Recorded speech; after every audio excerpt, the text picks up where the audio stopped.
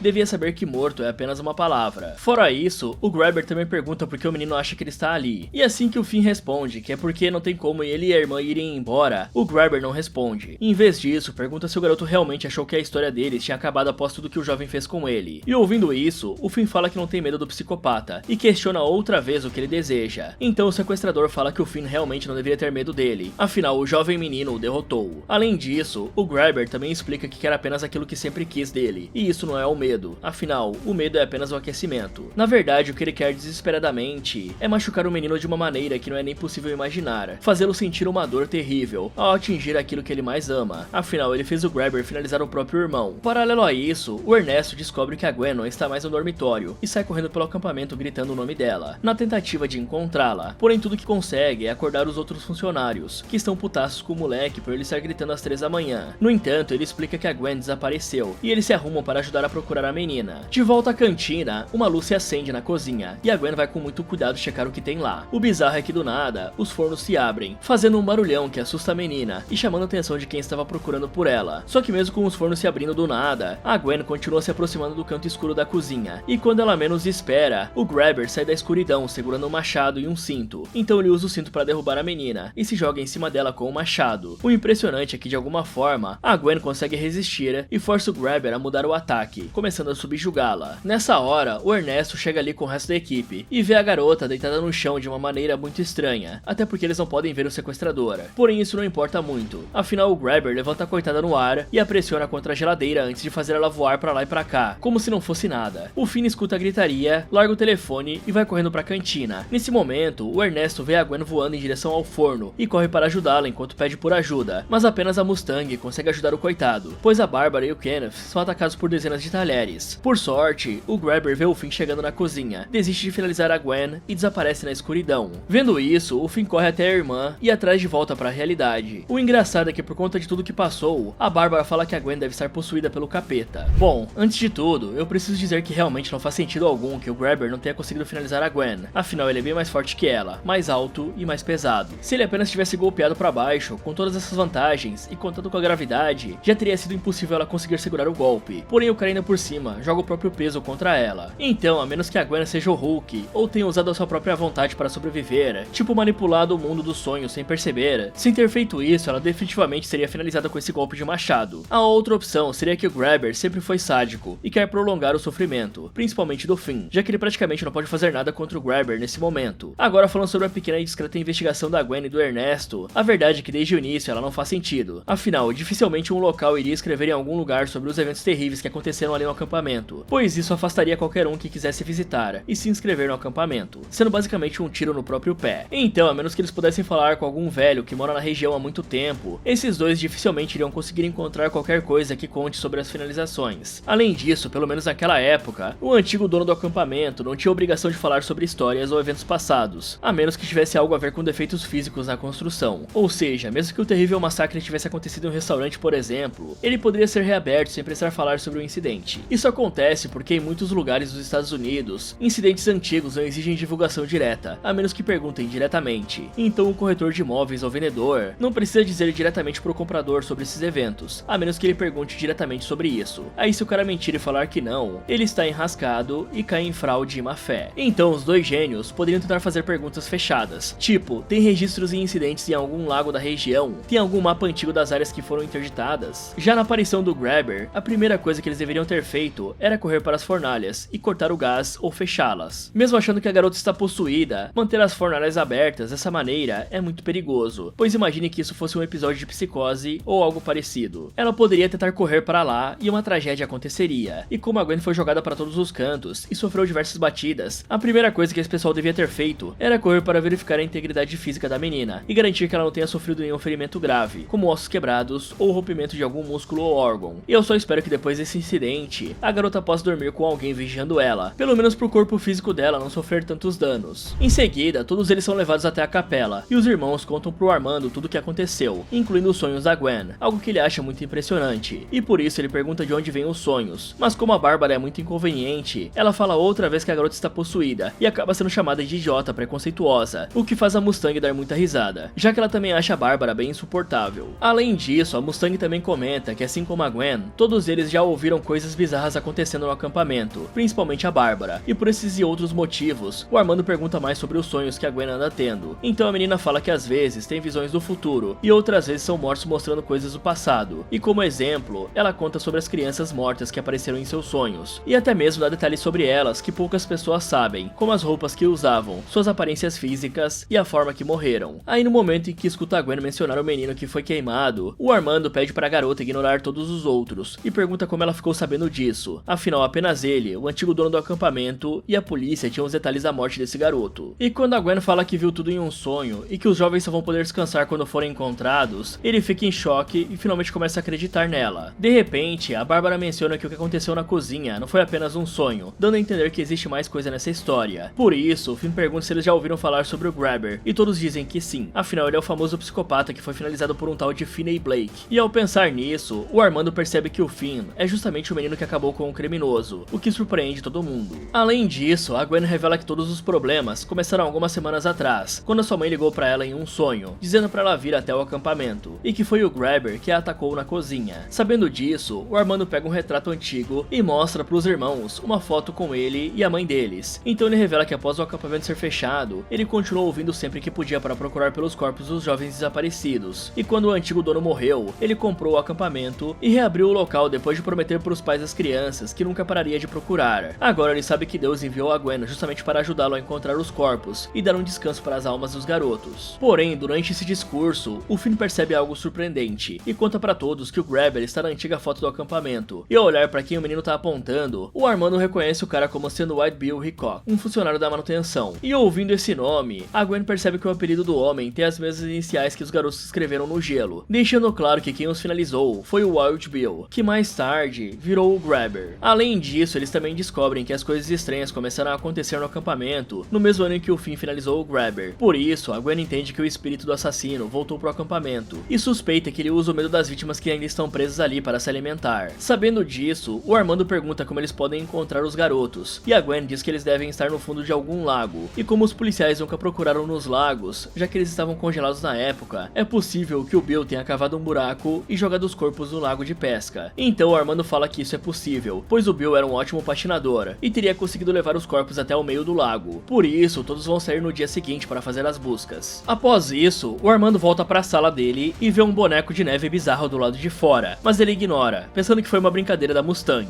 O bizarro é que do nada, ele escuta no rádio a voz do Grabber, dizendo que o cara fez ele finalizar o próprio irmão, a mesma coisa que o psicopata falou pro Finn anteriormente. Então o Armando pega o rádio e fala pro Bill que vai recuperar o corpo das crianças. Porém o cara não fica nada feliz em ser chamado de Bill e faz a energia do acampamento cair. Em seguida ele joga aquele boneco de neve no vidro e diz pro Armando que quer machucá-lo, algo que não assusta o homem nem um pouco. Tanto é que ele chama o psicopata de Bill outra vez e diz que irá recuperar os meninos. Por conta disso, o Grabber bate outra vez no vidro e desaparece. Mais tarde, o Finn está de boa tragando uma samambaia, quando de repente o Armando aparece e fala que o alface do capeta não é permitido no acampamento. Mas como o Finn não se importa com isso, o cara apenas senta do lado dele e diz que pode ver nos olhos do menino que ele passou por muitas coisas e que sente raiva de quase tudo. Porém, ele também sabe que por baixo dessa raiva existe o medo de não conseguir proteger a própria irmã. Só que apesar disso, o Armando também jovem fala que como ele foi forte o bastante para derrotar o Grabber, ele também é forte o bastante para deixá-lo ir. E como o garoto não sabe como fazer isso, o Armando explica que ele precisa enfrentar os sentimentos ao invés de ficar segurando tudo. Então ele pega a samambaia do menino, fala que é de péssima qualidade e vai embora, avisando que em pouco tempo vão sair para procurar os corpos. Aí algumas horas depois, o Armando vai com os jovens pro lago de pesca procurar pelos corpos. O problema é que mesmo após um dia todo de buscas, eles não encontram nada, fazendo com que todos voltem desanimados para os dormitórios. E como a Gwen está com muito medo do que pode acontecer, o Finn fala que vai acordá-la se perceber algo de errado, e se não tiver como despertar a menina, ele manda a irmã lutar de volta, afinal é o sonho dela, e um dia ele mesmo chegou a pensar que o Grabber era forte demais para ser combatido. Nesse momento, o Ernesto aparece, e pergunta se o Finn realmente falou com o irmão dele quando estava no porão, e se sim, o que o Robin falou. Aí sabendo que isso é importante pro garoto, o Finn confirma a história, e conta que o Robin disse que assim como o pai dele não abandonou os colegas da guerra do Vietnã, ele não iria abandoná-lo. Sabendo disso, o Ernesto pergunta se o Finn acha que o espírito dele ainda está por aí, e como não tem certeza, o jovem diz que se estiver, com certeza está ali protegendo. Aí ele pede pro Ernesto acordá-lo em 4 horas e vai dormir.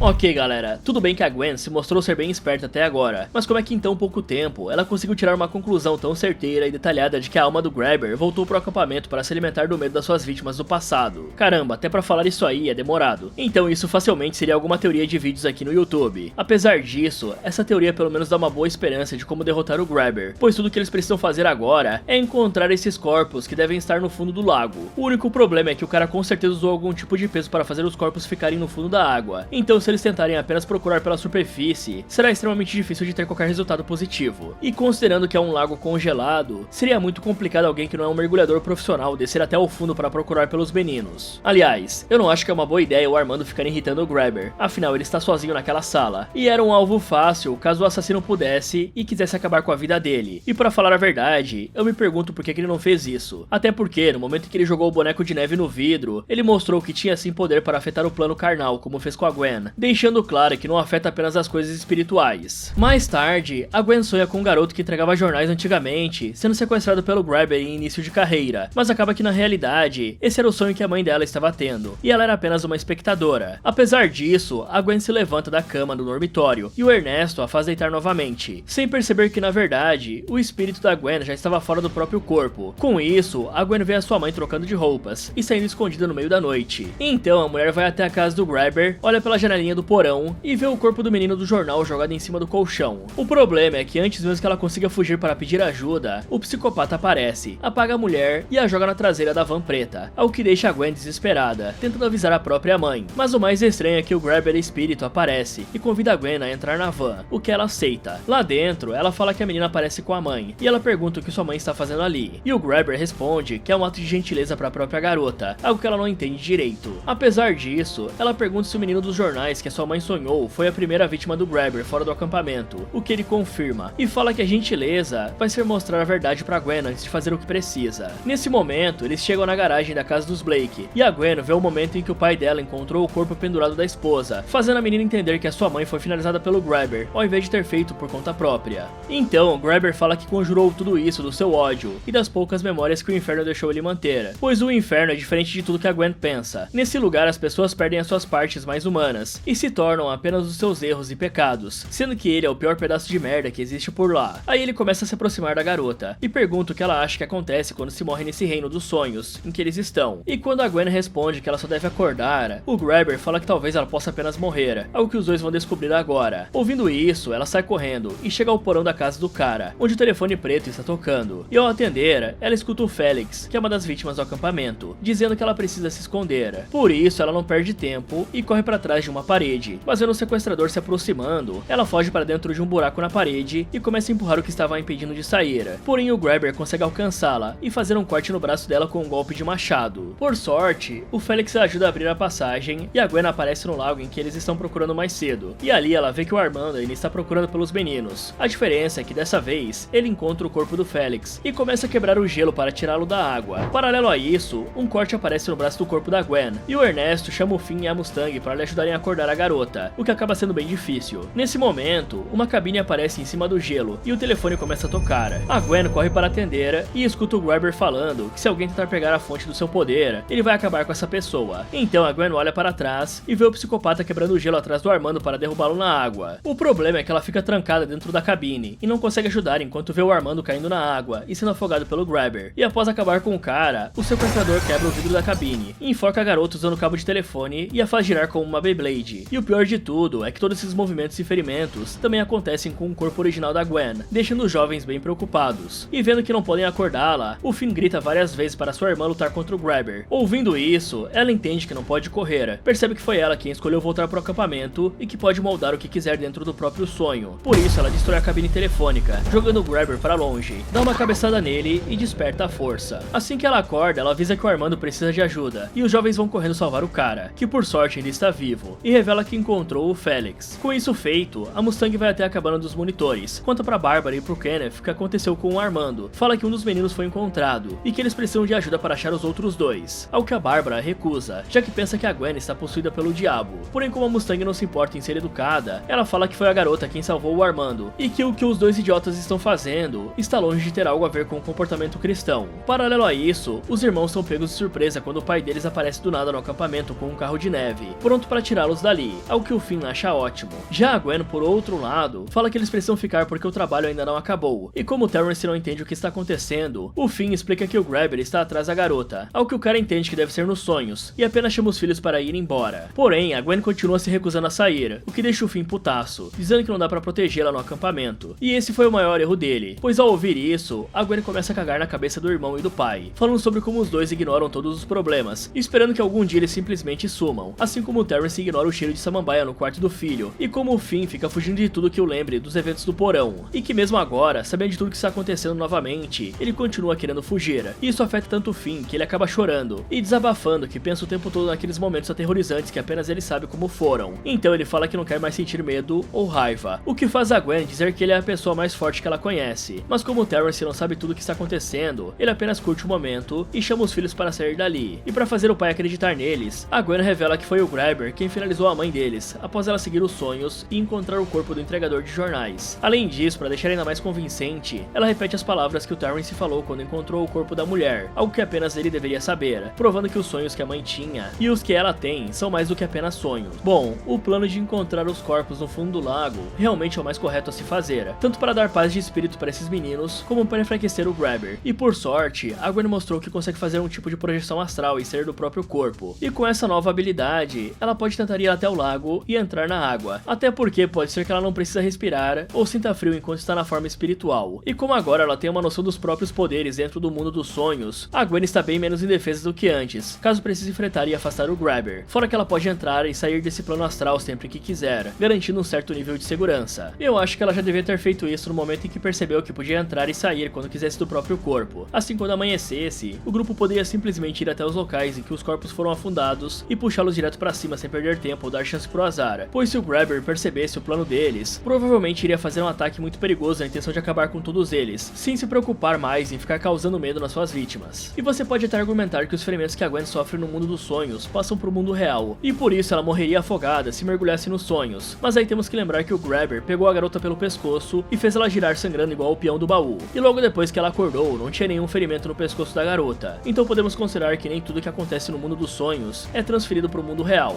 e os jovens só precisam descobrir se respirar embaixo d'água é uma dessas coisas. E tem mais coisas confusas em toda essa história, como quais são os poderes do Grabber exatamente, pois ele consegue quebrar o gelo do lago e empurrar a cabeça do Armando para baixo d'água, mas não tem como ele finalizá-lo diretamente. Qual será que é a lógica desses poderes? Ou quem sabe ele tem a capacidade de finalizar todos eles desde o início e está fazendo tudo isso apenas para conseguir deixá-los com medo e ter ainda mais alimento quando finalizar e acabar com a vida deles. Isso ainda é um pouco confuso, porém parece que o psicopata está dando uma temperada nos espíritos para que tenha ainda mais força no futuro. O problema é que ele já perdeu um dos corpos que estava jogado no lago, e isso teoricamente deveria enfraquecê-lo. Na manhã seguinte, todos do acampamento vão para o lago procurar pelos corpos dos meninos, e para garantir que nada dê errado, a Gwen conversa com Jesus, falando que o Grabber com certeza viria finalizá-la essa noite, por isso pede para que ele não deixe isso acontecer, e que os proteja para que cada um deles saia vivo dali. Mas como anoitece sem que eles consigam encontrar qualquer coisa, a Gwen senta no trenó e cai no sono, deixando todos desesperados, principalmente o Finn, que entende bem a irmã e sabe que ela dormiu propositalmente. Porém a menina não tem tempo para se importar com isso, afinal ela vê o Grabber vindo na sua direção e corre pro buraco que tem no gelo, então ela se joga e afunda para procurar os corpos. Infelizmente, o Kenneth acaba ficando como dano colateral, toma um golpe do machado e é arrastado por todo o lago, algo que os outros conseguem conseguem ver claramente. E pra piorar, ele é usado como bola de boliche e derruba a Bárbara de cara no chão, fazendo a coitada quebrar o nariz. No entanto, o Grabber não para, e ainda machuca a cabeça dos dois com um golpe de machado, que por sorte não os finaliza. Aí, enquanto a Gwen localiza os corpos embaixo da água e os joga pra cima, o Grabber quebra as bordas do buraco e ataca o Finn, pegando o garoto com um cinto e dizendo que o jogo virou, pois foi assim que o jovem acabou com a sua vida. E percebendo que não ia ter como sair dessa situação, o Finn manda o Ernesto levar a Gwen pra longe, mas ao mesmo tempo em que isso acontece, o Terrence e a Gwen contam com a ajuda dos outros para pegarem os barris em que os corpos estavam. Com isso feito, a Gwen sai do lago e chama a atenção do Grabber recitando Coríntios. Porém, o Grabber fala que a Bíblia não vai ajudá-la e parte pra cima da garota. Só que no meio do caminho, ele é parado e derrubado pelos corpos que antes estavam embaixo d'água. E aí, com a ajuda dos espíritos, a Gwen acerta uma machadada na cabeça do Grabber, fala que ele está sem poderes agora que os corpos foram encontrados e arranca a máscara dele. Então o Finn aparece nesse momento, puxa o Grabber pelo cabelo e fala que o inferno é de gelo antes de bater a cabeça do psicopata contra o chão várias vezes. Aí a Gwen corta o pé do cara e o Finn joga ele no fundo do lago congelado para viver um inferno de gelo. Além disso, a Gwen também joga o pé desconectado na água e se força a acordar do plano espiritual. E o Ernesto é quem se dá bem nessa, pois a primeira coisa que a Gwen faz ao acordar é dar um beijão nele. Em seguida ela avisa a todos que o Grabber se foi e que tudo acabou.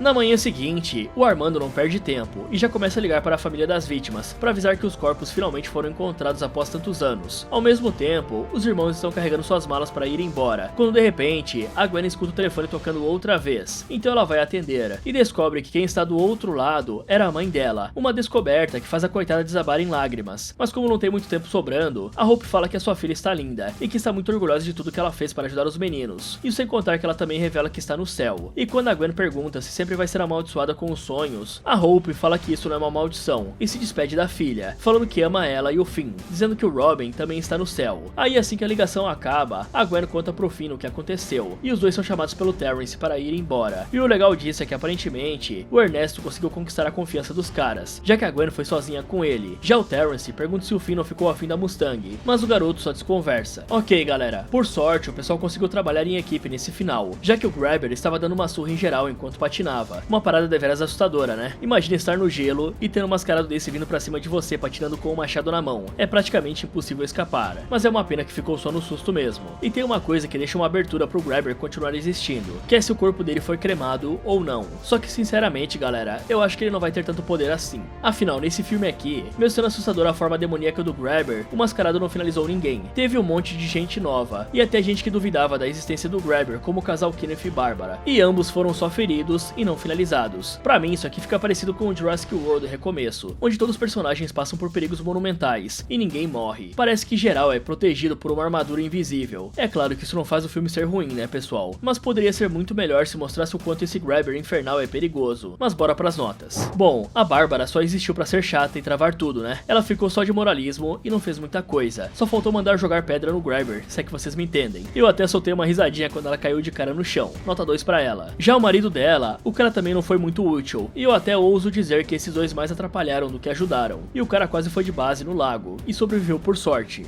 Roteiro. A nota do Kenneth só é maior que a Bárbara, porque ele não é tão chato quanto ela. Nota 4. Agora falando da Mustang, ela ajudou bastante o grupo nas buscas. E também quando eles precisavam de ajuda diretamente. Mas digamos que se não tivesse o casal chato ali, e a Mustang não existisse, não faria diferença alguma. Então como aquele bom aluno que só faz o básico pra passar de ano, ela tira uma nota 6. Passando agora para alguém que realmente fez algo, vamos falar do Armando. O cara genuinamente se preocupava com aqueles garotos. E o maluco quase pagou com a vida tentando encontrá-los. E a coragem do cara fez ele conseguir encontrar o primeiro corpo. Quase que ele foi de base por isso, mas ele conseguiu encontrar. E faltou um pouco de bom senso para não ficar provocando o Grabber também. É claro que ter medo não ajudaria, mas provocar é bem pior. Nota 7 pra ele. O pai dos irmãos é o famoso nem fede nem cheira. Ele só tá ali presente, o que já é muito, né? Considerando que vários pais brasileiros teriam metido o pé nesse tipo de situação. Então nota 6 pro cara. Já o Ernesto, ele sempre esteve presente para ajudar a Gwen. Tá certo que o safadinho tinha outras intenções também, mas uma coisa não anula a outra. Ele serviu como um bom suporte, tanto pra Gwen quanto pro Finn. Por isso ele recebe uma nota 8. Passando pro Finn, bom, o garoto tava um caos no começo de tudo. E não é pra menos, né galera? Lidar com esse tipo de coisa que ele fez não deve ser fácil. Porém, ele poderia muito bem ter se perdido nisso, já que o pai dele não estava se impondo e tentando ajudar o garoto. Mas no fim, ele derrotou novamente o Grabber e devolveu o mascarado pro seu sofrimento eterno. Nota 8,5 pro jovem. A Gwen foi realmente quem decifrou todo o mistério e encontrou todas as peças do quebra-cabeça. E também era só ela que podia fazer isso, né pessoal? Já que os outros não tinham o mesmo poder que ela de fazer um reconhecimento astral. hospital e conversar com a mãe falecida pelo telefone preto. Sem ela, os garotos nunca seriam encontrados, então nota 9 pra garota. Por fim, temos o Grabber. E bom, galera, antes de tudo, eu tenho que falar que o visual desse personagem é muito bom. Essa máscara dá medo só de olhar pra ela, e realmente o Grabber é muito ameaçadora. Porém eu achei que essa versão infernal dele é meio fraca, afinal ele não finalizou ninguém. No final me pareceu mais um jogador de hóquei com muita raiva e um machado na mão, em vez de um monstro demoníaco que queria liberar sua raiva no mundo, ou pelo menos no grupo, né? Se bem que um jogador de hóquei com raiva provavelmente faria mais estrago que o Grabber. Vocês já viram esses caras jogando? Mas enfim, não vamos fugir do assunto, né? Então aqui eu vou fazer uma coisa diferente, e vou dar 2 notas pro Grabber, pra não acabar ficando injusto. Uma delas vai ser baseada na ameaça dele, e na ameaça, o Grabber tira uma nota 9. A outra eu vou basear na eficácia do mascarado. E aqui, digamos que ele não foi muito bem no que estava disposto a fazer, só se a ideia dele era voltar pro inferno de mãos vazias, o que eu duvido muito. Então nota 4 pro Grabber nesse quesito de eficácia. Fala galera, esse foi como derrotar o Telefone Preto 2. Você acha que conseguiria sobreviver? Me contem nos comentários. E se você sobrevivesse a mascarados sanguinários, e depois tivesse que enfrentá-los de novo, o que você faria? Quer saber se essa garota vai sobreviver? Então clique aqui nesse vídeo, ou aproveite para ver outras sugestões do Derrotando Filmes. Muito obrigado por assistir, e lembre-se de que nos seus sonhos, é você quem manda.